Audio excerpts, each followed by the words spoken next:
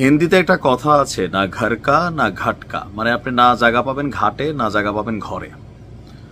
Doctor ইউনূসের পদত্যাগ নিয়ে গুঞ্জন উঠেছে এবং কি বিষয়টা এখন ওপেন সিক্রেট, তিনি যে কোনো সময় পদত্যাগ করতে পারেন। এই পদত্যাগ করার পেছনে বেশ কিছু চাপ তিনি ফিল করছেন, আর এই চাপগুলোর মধ্যে উপদেষ্টা পরিষদে বেশ কয়েকজন মানুষ আছেন যাদের উপর আসলে ইউনূস সরকার নির্ভরশীল।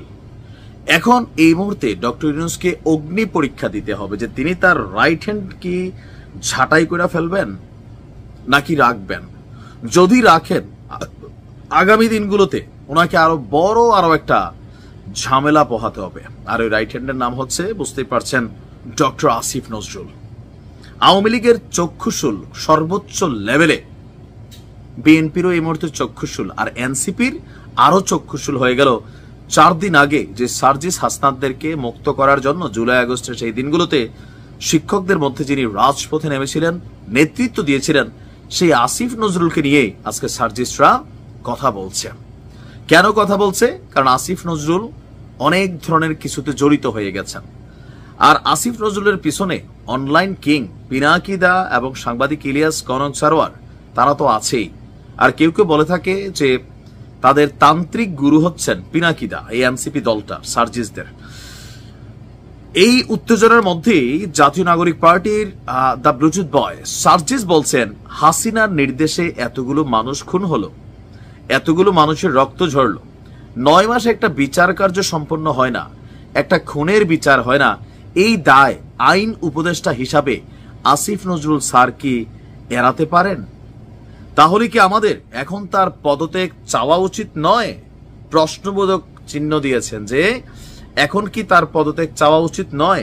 আরো কত অভিযোগ আনছে। তাহলে তো সাংবাদিক ইলিয়াসের কথা সত্য যে টাকার রাজনৈতিক দলের সুপারিশে অনেক হত্যাকারী আওয়ামী লীগারের জামিন হয়ে যায়।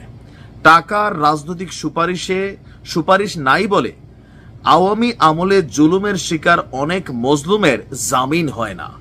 শব্দ কত সুন্দর, মানে যে আগাগোড়া ইসলাম ঢাইলা দিচ্ছে যে জুলুমের শিকার অনেক মজলুমের জামিন হয় না।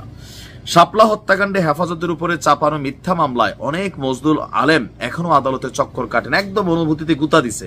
আমাদের আলেমরা হচ্ছে অনেক ধরনের বোকা টাইপের একটা ক্যারেক্টার, ওনাদেরকে হালকা কেউ একটু মাথায় হাত পুষলে মনে করে ঘরের লোক। যখন শাপলা চত্বরে এই ঘটনা হয়েছে, সার্জিস তুমি কিন্তু ছাত্রলীগ ছিলা। আচ্ছা, যাই হোক, কারাগারে বন্দী থাকেন, অথচ এমন অনেক দাগী আসামি বিগত কয়েক মাসে জামিন পেয়েছে যারা বিএনপির সঙ্গে সংযুক্ত হলেও বিএনপির সময় তাদের কৃতকর্ম ও অপরাধের জন্য জেলে গিয়েছেন। এগুলো কিভাবে হয়? কার সুপারিশে হয়? কোন আইনজীবী এবং বিচারকের প্রত্যক্ষ মদতে হয়? প্রকাশ্য দিবালোকে এই যে ঘটনাগুলো ঘটল, আমরা কি তার পদত্যাগ চাওয়া উচিত না? আসিফ নজরুল স্যারের জন্য এবার গতকালকে নাসিরউদ্দিন পাটোয়ারি এনসিপির পক্ষ থেকে আওয়াজ তুলেছেন। মোটামুটি আসিফ নজরুল স্যারের এবার তিনি বলি হতে যাচ্ছেন। বলি হন, অথবা তিনি পদত্যাগ করেন, অথবা তিনি দেশেও থাকতে পারবেন না, দেশ ছাড়া পালাইতে হবে। পরিস্থিতিটা কিন্তু এমনই তৈরি হচ্ছে। সাংবাদিক ইলিয়াস বলছে উনি নাকি অনেক কোটি টাকা টোকা আমেরিকাতে সরাই ফেলছেন ফ্যামিলি টেবিলে নিয়ে, আর সময় মতো তিনি প্রমাণও দিবেন। আর এতদিন বিষয়গুলো এক ধরনের অনলাইন আলোচনায় থাকলেও এই প্রথমবারের মতন একই দিনে এনসিপি ধারাবাহিকভাবে ডক্টর আসিফ নজরুলের পদত্যাগ ইস্যুটাকে সামনে নিয়ে আসছে।